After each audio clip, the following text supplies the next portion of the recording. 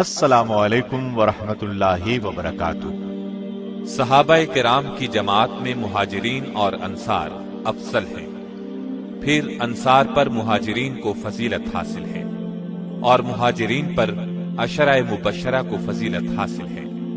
نبی اکرم صلی اللہ علیہ وسلم کا ارشاد ہے، ابو بکر جنت میں ہیں، عمر جنت میں ہیں، عثمان جنت میں ہیں، علی جنت میں ہیں، طلحہ جنت میں ہیں، زبیر جنت میں ہیں، عبد الرحمن بن عوف جنت میں ہیں، سعد بن ابی وقاص جنت میں ہیں، ابو عبیدہ بن جراح جنت میں ہیں، سعید بن زید جنت میں ہیں۔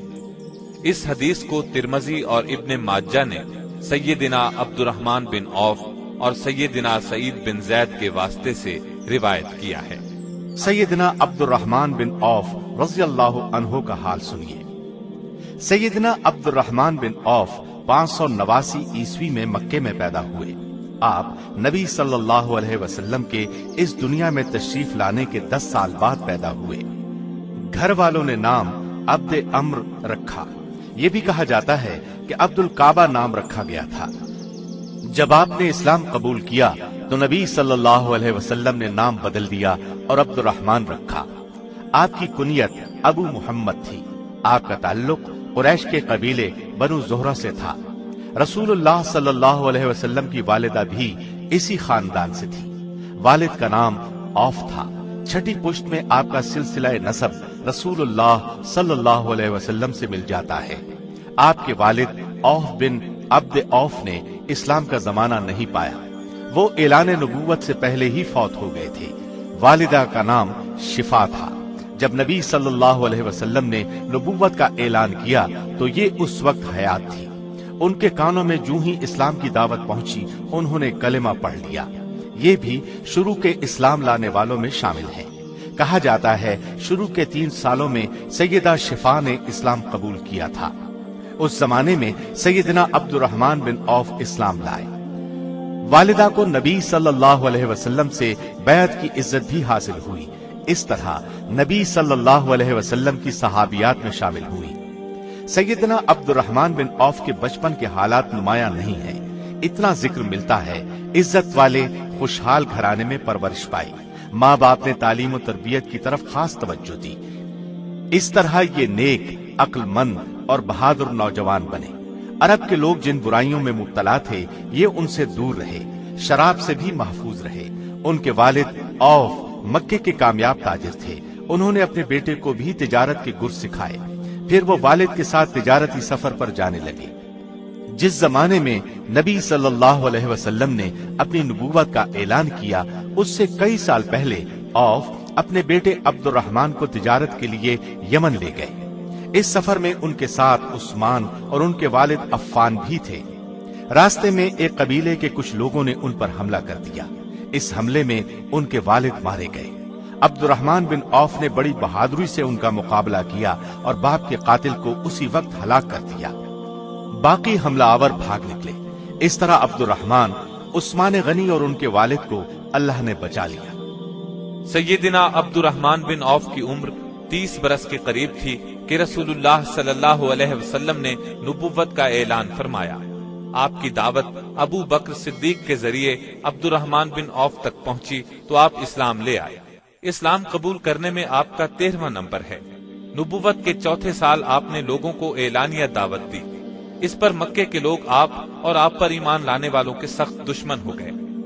ان پر طرح طرح کے ظلم ڈھانے لگے۔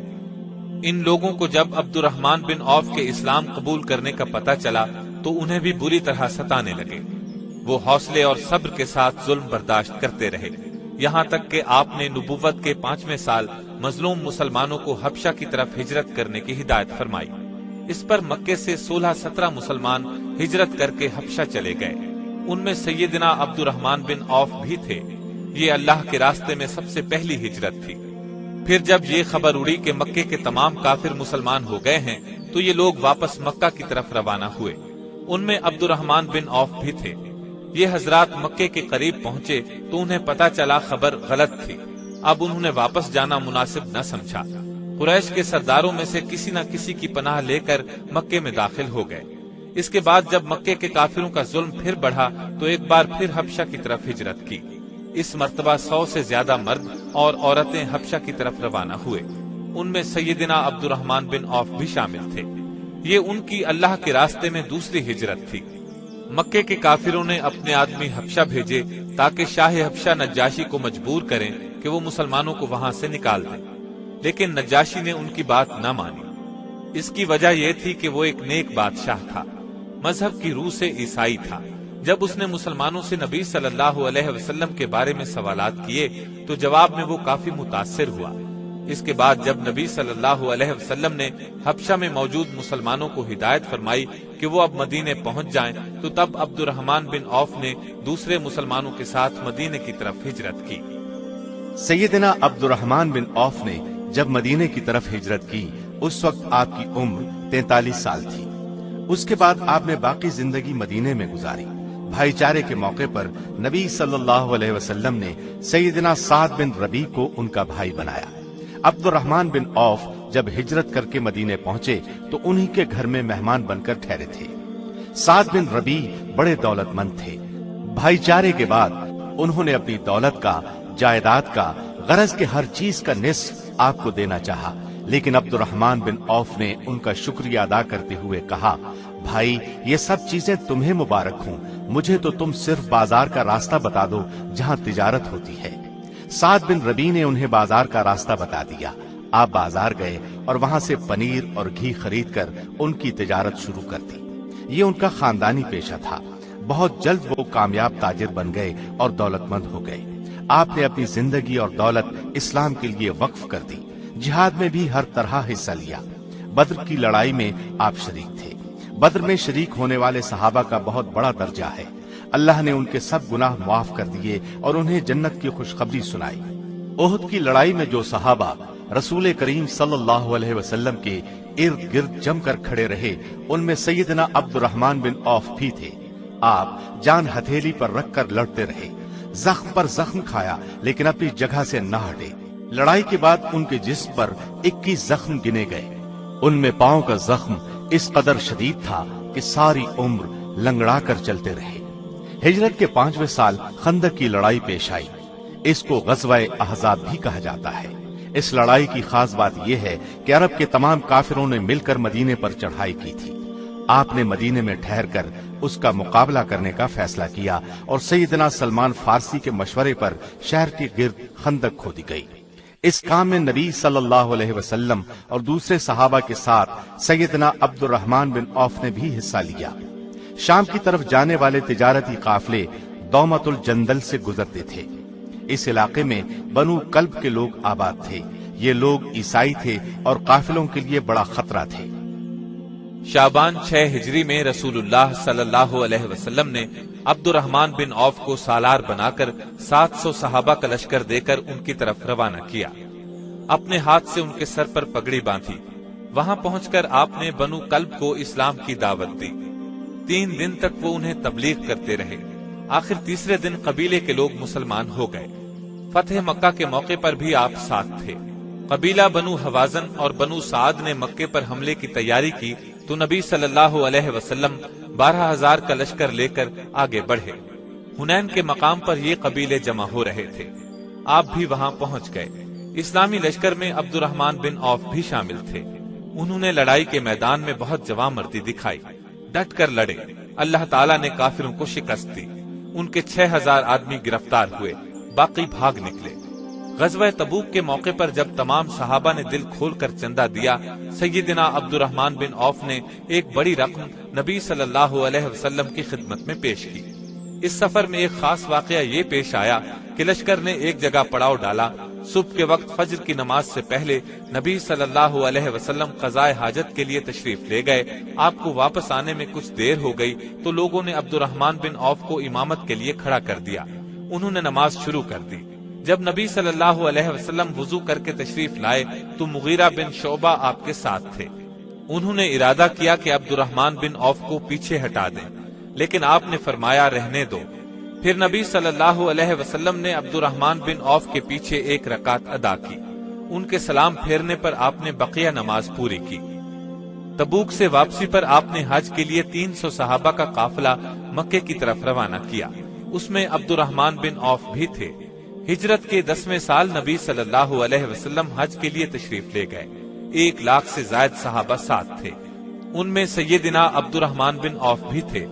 हिजरत के 11वें साल नबी सल्लल्लाहु अलैहि वसल्लम बीमार हो गए और रबीउल अव्वल के महीने में इस दुनिया से रहलत कर गए। इन्ना लिल्लाहि व इन्ना इलैहि राजिऊन। दूसरे मुसलमानों की तरह सैयदना अब्दुर्रहमान बिन औफ को भी शदीद सदमा पहुंचा। गम से निढाल हो गए। अबू बकर सिद्दीक की खिलाफत में आपसे हुकूमती मामलात में मशवरे लिए जाते रहे। इसी तरह सैयदना उमर के दौर में भी आप मुशीर रहे। आपके मशवरों को कद्र की निगाह से देखा गया। अमीर हज बनाए गए। एक मर्तबा शाम के वक्त मदीने के बाहर एक काफिला आकर रुका। अमीरुल मोमिनीन उमर फारूक को पता चला तो सैयद अब्दुर्रहमान बिन औफ से फरमाया, काफिले वाले थके मांदे होंगे, बेखबर सो जाएंगे, ऐसे में कोई नुकसान न हो जाए। आओ तुम और मैं रात को काफिले की पहरादारी करें। चुनाचे दोनों रात भर पहरा देते रहे। 16 हिजरी को सैयदना उमर फारूक रजी अल्लाह अन्हु शाम तशरीफ ले गए। वहां बैतुल मक़दिस के ईसाइयों से सुलह का मुआहदा तय पाना था और इस मुआहदे के तहत ईसाइयों को बैतुल मक़दिस हवाले करना था। ये मुआहदा जाबिया के मकाम पर लिखा गया। गवाह के तौर पर अब्दुर्रहमान बिन औफ ने दस्तखत किए। सैयदना उमर ने जब आखिरी मर्तबा 23 हिजरी में हज किया तो अब्दुर्रहमान बिन औफ साथ थे। अबू लोलो यहूदी ने जब सैयदना उमर फारूक पर खंजर से 6 वार किए तो आपने अब्दुर्रहमान बिन औफ का हाथ पकड़कर अपनी जगह इमामत के लिए खड़ा कर दिया।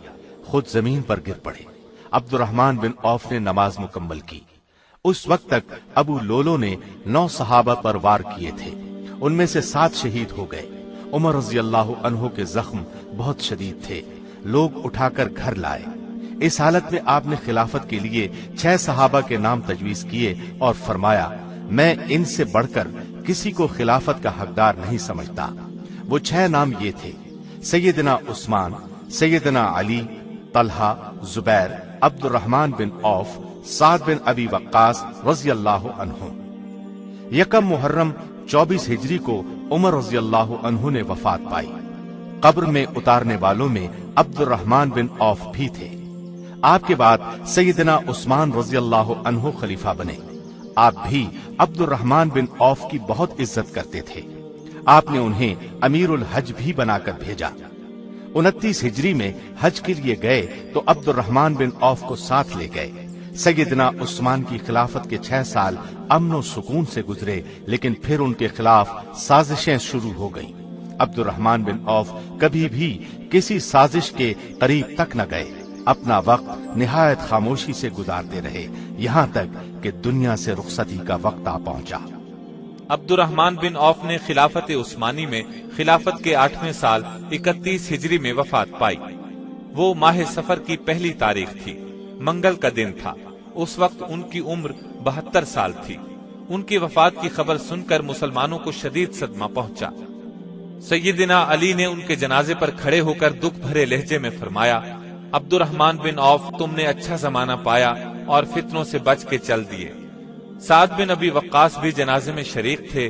रास्ते में कई बार उनके मुंह से निकला, आह, ये पहाड़ भी चल बसा, यानी ये बड़ी शान वाला आदमी भी रुखसत हुआ। अमीरुल मोमिनीन ने नमाज जनाजा पढ़ाई। ये भी कहा जाता है कि जुबैर बिन अव्वाम ने पढ़ाई। जन्नतुल बकी में दफन हुए। आप बहुत खूबसूरत थे। कद लंबा और रंग सुर्ख था। आंखें बड़ी और पलकें लंबी और दाढ़ी घनी थी। सादा खाना पसंद था। कभी घर में उम्दा खाना पकता तो उसको देखकर रो पड़ते और फरमाते, रसूलुल्लाह और आपके घर वालों को तमाम उम्र पेट भर जौ की रोटी भी न मिल सकी। आमदनी का बड़ा जरिया तिजारत था। निहायत कामयाब ताजिर थे। जितने दौलतमंद थे उतने ही सखी थे। अपनी दौलत बेदरेग अल्लाह के रास्ते में लुटाते थे। लुत्फ की बात ये कि जितना वो खर्च करते थे अल्लाह ताला उतना ही ज्यादा आपको देता था। नमाज पढ़ते वक्त इस तरह खड़े होते जिस तरह कोई आजिज बंदा अपने आका के सामने हाजिर हो। उस वक्त उन्हें अपने आका की इबादत के सिवा किसी बात का ख्याल नहीं रहता था। नवाफिल भी बहुत पढ़ते थे। रमजान के अलावा बहुत रोजे रखते थे। जिंदगी में कई हज किए। दीन के बहुत बड़े आलिम थे। कई शादियां की। ان سے 8 لڑکیاں اور 20 کے قریب لڑکے پیدا ہوئے۔ آپ کے ایک بیٹے ابو سلمہ کا شمار بہت ہی بڑے عالموں اور تابعین میں ہوتا ہے۔ گھر والوں سے بہت شفقت کا برتاؤ کرتے تھے۔ آپ ان 10 خوش نصیبوں میں ہیں جنہیں دنیا میں جنت کی خوشخبری سنائی گئی۔ اس کے باوجود آپ آخرت کی بہت زیادہ فکر کرتے تھے، کبھی ایسا کام نہیں کرتے تھے جس سے اللہ ناراض ہو۔ اپنا مال غریبوں، مسکینوں اور حاجت مندوں میں تقسیم کرتے رہتے تھے۔ آپ کو اللہ نے بے انتہا دولت دی تھی، ساتھ ہی دل بھی بہت بڑا دیا تھا۔ ایک روز اپنی ایک زمین 40,000 میں فروخت کی۔ اسی وقت یہ رقم مدینے کے غریبوں اور مسکینوں میں تقسیم کرا دی۔ ایک مرتبہ جہاد کے لیے گھوڑوں کی ضرورت پیش آئی۔ آپ نے 500 گھوڑے دیے۔ ایک دفعہ 500 اونٹ مجاہدین کی خدمت کے لیے پیش کیے۔ ایک اور موقع پر 1500 اونٹ اللہ کے راستے میں دیے۔ 2 اور موقعوں پر نبی صلی اللہ علیہ وسلم نے خرچ کرنے کی ترغیب دی تو آپ نے 40 ہزار نقد پیش کر دیے۔ ایک روز آپ نے غلام آزاد کرانے کی ترغیب دی۔ عبد الرحمن بن عوف نے ایک ہی دن 30 غلام آزاد کر دیے، حالانکہ ایک ایک غلام کئی ہزار میں خریدا تھا۔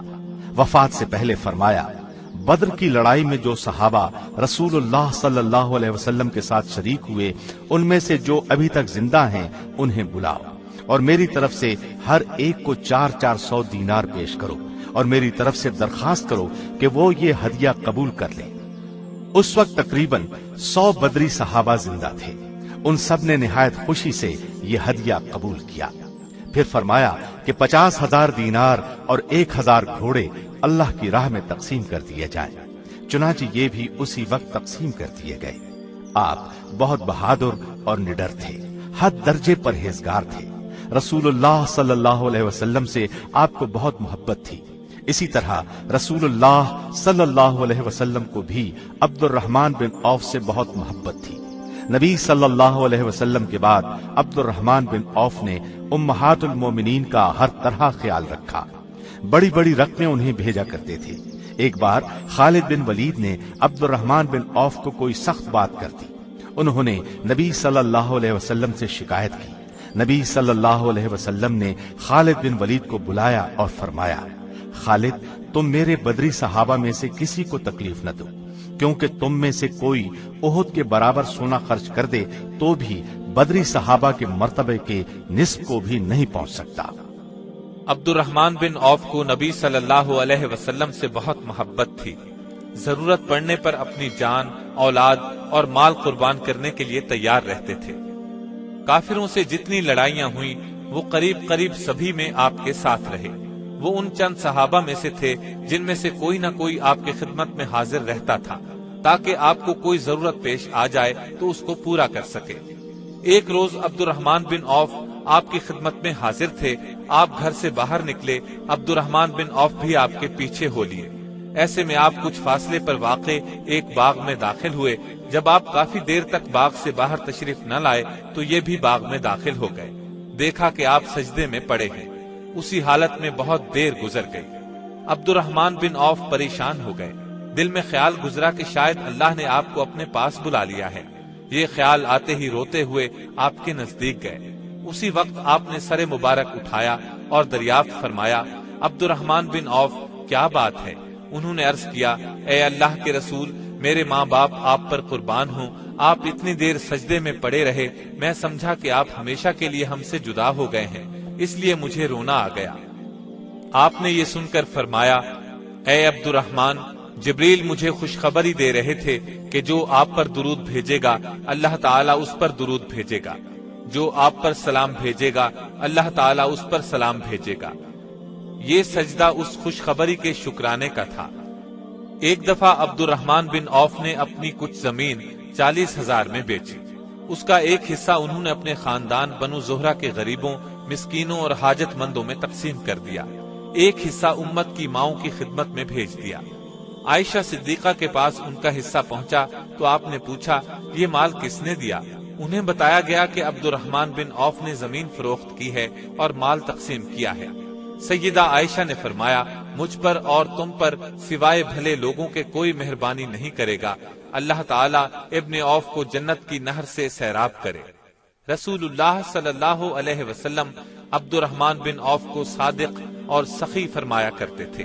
ایک دفعہ آپ نے اپنی ازواج مطہرات سے فرمایا، میرے بعد جو شخص تمہاری خدمت کرے گا وہ صادق اور سخی ہوگا، اور یہ عبد الرحمن بن عوف ہی تھے جنہوں نے امہات المؤمنین کی بہت خدمت کی۔